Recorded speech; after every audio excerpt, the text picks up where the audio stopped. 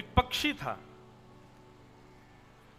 एक मंदिर के बाहर वृक्ष पर घोंसले में रहता था और मंदिर के ठीक सामने समुद्र नारायण भगवान थे। तो जो पक्षी था वो अपने सुंदर उसमें घोंसले में कुछ उसके छोटे छोटे अंडे थे, जाता था कहीं भोजन करने, भोजन दाना चुगने आदि करके लाता था, ऐसे उसका जीवन चलता था। या फिर मंदिर में हवन आदि होते थे तो उन्हीं की सामग्री खा करके अपना गुजर बसर करता था। पर वो मंदिर में ही उसका जन्म से लेकर के अभी तक पूरा जीवन, और उसके बालकों का भी जो अंडे में आए हैं वो सब भी वहीं मंदिर परिसर में ही रहे। तो इस भाव से वो थोड़ा धार्मिक प्रवृत्ति का था पक्षी। तो एक बार समुद्र में इतना जोर से ज्वार भाटा आया कि समुद्र की लहरें मंदिर तक चली गईं और इतनी ऊंचे स्तर पर पहुंच गईं कि वो वृक्ष पर जो घोंसला था उसको बहा करके ले गए। पक्षी कहीं गया हुआ था लेकिन उसके अंडे बह गए। पक्षी लौट करके आया तो देखा सब उजड़ गया। मंदिर तो व्यवस्थित था लेकिन वो वृक्ष टूट गया, उसमें अंडे ढूंढे, अपने घोंसला ढूंढा, वो सब बह करके चला गया। पक्षी ने उड़ान भर के थोड़ी दूर जाकर के जैसे ही देखा तो घोंसला अभी सुरक्षित था पर बह रहा था समुद्र के ऊपर ही। तो पक्षी ने जाकर के किनारे पर खड़े होकर के समुद्र नारायण भगवान से प्रार्थना की, हे समुद्र नारायण भगवान, मैंने आपका कुछ अनहित नहीं किया, कभी मैंने आपका कभी कुछ बिगाड़ा नहीं है, आप भी मेरा अनहित नहीं करना चाहते। ये तो प्राकृतिक आपके अंदर ज्वार आया जो आप मेरे घोंसले को ले गए हैं, पर मैं आपसे प्रार्थना करना चाहता हूं, मेरे बालक निर्दोष हैं जिनको आप ले गए हो, उनका भी जन्म भी नहीं हुआ है। आप साक्षात नारायण के स्वरूप हो, आप पूर्ण योग्य हो, आप मेरे घोंसले को मुझे वापस कर सकते हो, इसलिए कृपा करके इस छोटे से जीव की इस बात को मान लीजिए, मेरे घोंसले को मुझे वापस कर दीजिए। पक्षी की उस बात को सुनकर के, अब समुद्र नारायण को तो कितना भी कोई कुछ कहे वो किसी की सुनते थोड़े ही हैं, वो तो अथाह हैं, लेकिन एक पक्षी की इस बात को सुनकर के थोड़ा सा अहम वश होकर के समुद्र नारायण प्रकट हुए और प्रकट होकर के बोले, तुम क्या समझते हो, छोटे से पक्षी हो, तुम्हारा अस्तित्व भी नहीं है संसार में कोई।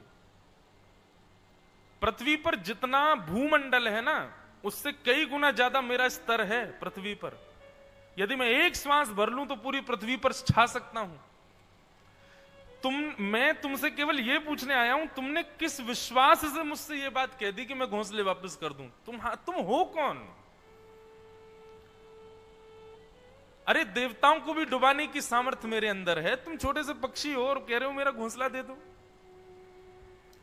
मुझे बस तुम्हारा ये जो विश्वास था ना बोलने में, इसको देखने के लिए मैं आया हूं कि तुम ऐसे किस विश्वास से कह सकते हो कि मैं तुम्हारे घोंसले वापस करूं। बोले क्योंकि आप नारायण हैं, आप नारायण के समान हैं, आपको नारायण के सम माना जाता है। जरूरी नहीं है कि नारायण भगवान ही कुछ कहेंगे, राम बनकर के आएंगे तभी आप मार्ग प्रदान करोगे। एक छोटे पक्षी की भी तो कोई अस्तित्व होता है। मैं बस प्रार्थना कर रहा हूं, मेरे घोंसले दे दो। समुद्र नारायण बोले और नहीं दूं तो? बोले नहीं दोगे तो मैं अपनी चोंच में आपके जल को भर भर के किसी और स्थान पर फेंक दूंगा और आपको सुखा दूंगा। ये सुनकर के तो समुद्र नारायण भगवान और जोर से हंसे। बोले तुम अपनी चोंच में भर के मुझको सुखाओगे? बोले हाँ। सुनो, लग जाओ, चलो। अरे ये जन्म क्या, तुम 100 जन्म ले लोगे, 1000 जन्म ले लोगे तो भी मुझको नहीं सुखा पाओगे। कितना बड़ा स्वरूप है मेरा। पक्षी बोला आप बोलते रहिए, लेकिन मैं तो अपने कार्य को करूंगा। और उस छोटे से पक्षी ने गया और समुद्र की चोंच में, छोटी सी उसकी चोंच, उसमें समुद्र के जल को भरे और लावे और ले जाकर के गड्ढे में छोड़ दे। समुद्र नारायण खूब हंसे, बोले सुन, करता रही हो, ऐसे ही प्राण निकल जाएंगे तेरे, लेकिन तेरे घोंसले नहीं मिलेंगे आज। पक्षी बोला यही अहम आपका चूर चूर करना है मुझको। समुद्र नारायण बोले मैं भी किससे मुंह लगने आ गया, छोटा सा पक्षी क्या समझ रहा है पता नहीं अपने आप को। और वो पक्षी लगा दौड़ करके जाता, चोंच में जल भरता, लेकर के आता और फिर किसी गड्ढे में डाल देता। 1 दिन, 2 दिन, 1 हफ्ते, 2 हफ्ते, 1 महीना बीत गया, वो यही करता रहता था, बस चोंच में जल भरता और कहीं और फेंक देता। सूख करके उसकी स्थिति ऐसी हो गई, अब बस मरने वाला है, परंतु उसने छोड़ी नहीं, हार नहीं मानी। उस पक्षी को जब देखा तो उस पक्षी के प्रजाति के पक्षियों में यह बात फैल गई कि भाई देखो, असंभव कार्य है, लेकिन फिर भी उसका विश्वास देखो, पिछले 1.5 महीने से लगा है, वो रोज अपनी चोंच में भरता है और ला करके जल फेंक देता है कोने। देखो, समुद्र को हम सुखा तो नहीं सकते, लेकिन अपने उस पक्षी की हम सहायता तो कर सकते हैं। और जिस प्रजाति का वो पक्षी था, उस प्रजाति के पूरे विश्व के जितने पक्षी थे सब एकत्रित हो गए और सब एक साथ लगे महाराज चोंच में भरें जल और ले जाकर के फेंकें। अब चाहे कितने इकट्ठे हो जाओ, समुद्र तो फिर भी नहीं सूखना। उन पक्षियों को देख करके दूसरी प्रजाति के पक्षियों ने देखा कि भाई प्रजाति भले ही हमारी अलग है, लेकिन है तो हम सब पक्षी, हम इसकी सहायता नहीं कर सकते। तो वो पक्षी भी उसके साथ लग गए। तो अन्य अन्य प्रजाति के तोता भी, कबूतर भी, बड़े बड़े नार वाले पक्षी भी, विदेशी पक्षी भी, विशाल पक्षी भी, धीरे धीरे करके सारे पक्षी एकजुट हो गए और सब समुद्र को सुखाने। समुद्र तब भी हंस रहे हैं, बोले पूरे विश्व के पक्षी लग जाओ तो भी नहीं सुखा पाओगे मुझे। स्थिति ये हो गई कि किनारे पर जहां लहरें आती हैं वहां से लेकर के और किलोमीटरों अंदर तक केवल पक्षी पक्षी पक्षी पक्षी सब अपनी चोंच में जल भरें और ले जाकर के एक सरोवर में फेंक दें।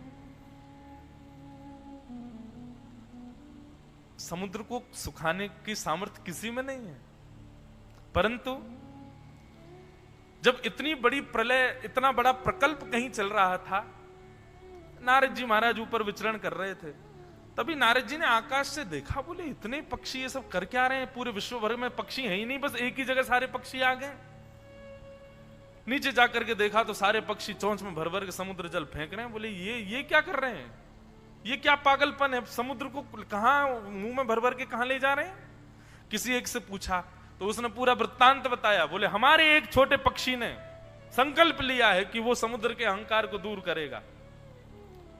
ठीक है, उसके घोंसले वापस ना मिले, लेकिन समुद्र का अहंकार दूर होना चाहिए। ये छोटे बड़े का भेद आया कैसे इसमें? इसलिए हम सब पक्षी लगे, भले ही हम अपने प्राण त्याग देंगे, लेकिन इस समुद्र को हम कुछ तो कम करेंगे, चाहे 1% कम हो। नारद जी बोले तुम जानते हो, तुम चाहे लगे रहो फिर भी 1% कम नहीं होगा, वो अनंत है। बोले यहां बैठे बैठे आराम कर रहे हो, वहां देखो तुम्हारी पूरी प्रजाति के ऊपर संकट आया है। गरुण जी महाराज बोले क्या हो गया? तब नारद जी ने पूरा वृत्तांत बताया। बोले तो ये लोग पागल हैं, क्या कर क्या रहे हैं, समुद्र कैसे सूख जाएगा? बोले जिनको तुम अपनी कमर पर बिठा करके चलते हो, करतुम अन्यथा करतुम समर्थ ईश्वर, वो सब करने में समर्थ है। मैं ये नहीं कह रहा कि समुद्र को सुखा दिया जाए, पर समुद्र को यह बता भी तो दिया। हम अब तुम भी सुन के आश्चर्य कर रहे हो, मैं भी सुन के आश्चर्य कर रहा हूं, जिसको भी बताओ वो आश्चर्य करता है, समुद्र कैसे सूख सकता है। इसी आश्चर्य की वजह से समुद्र को अभिमान है कि वो कभी सूख नहीं सकता, लेकिन ठाकुर जी चाहे तो हो सकता है। हम ये नहीं कह रहे कि सुखा दो, लेकिन उसको बता तो दो कि हाँ कि तू भी सूख सकता है, उसका अहम नष्ट हो जाए। गरुण जी और नारद जी दोनों भगवान के पास गए। शंख चक्र गदा पद्मधारी श्रीमन नारायण शांति से विराज रहे थे।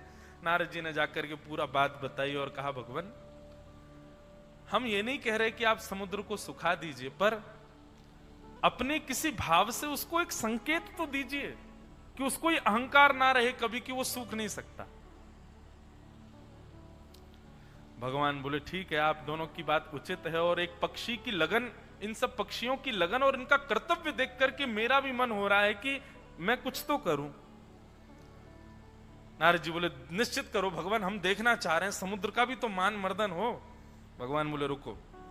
तुरंत अपने सुदर्शन चक्र को भगवान ने आकाश में आवाहित किया और सुदर्शन चक्र को कहा कि सूर्य के तेज को भी अपने ऊपर लज्जा हो जाए, इतने तेजों में होकर के जाओ और जाकर के संपूर्ण समुद्र को सुखा दो।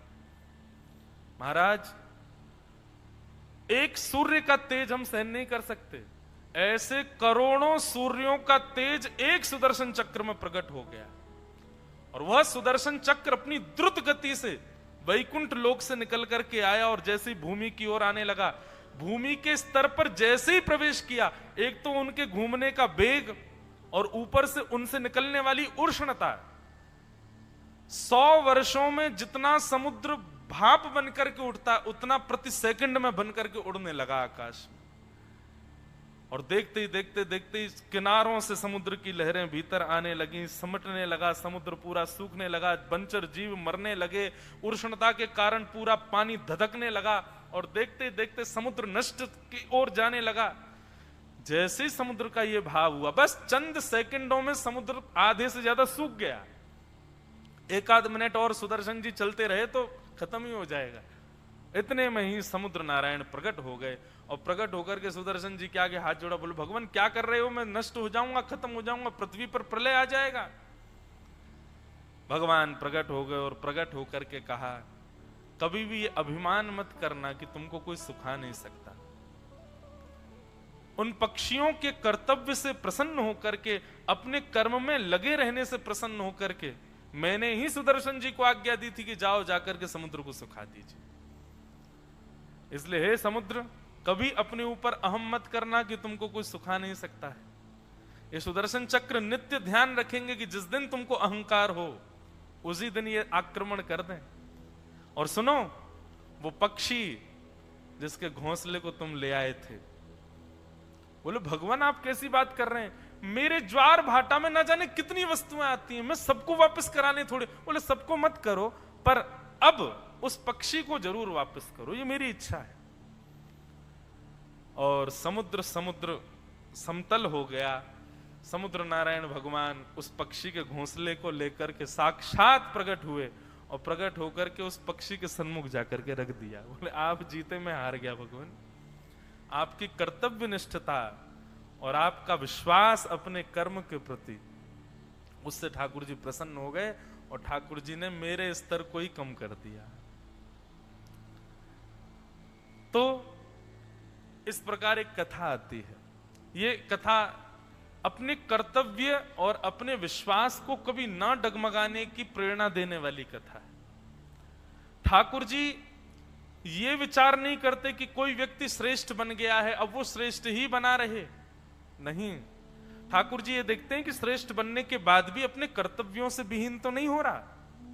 ठाकुर जी ये देखते हैं श्रेष्ठ बनने के बाद भी इसके चित्त में अपने कर्मों के प्रति, कर्तव्यों के प्रति, मेरे चरणों के प्रति कहीं विश्वास में कुविश्वास तो नहीं आ गया है, कहीं अहंकार में आकर के ये मेरी सत्ता को भूल तो नहीं गया है। ठाकुर जी इस पर पूर्ण दृष्टि रखते हैं।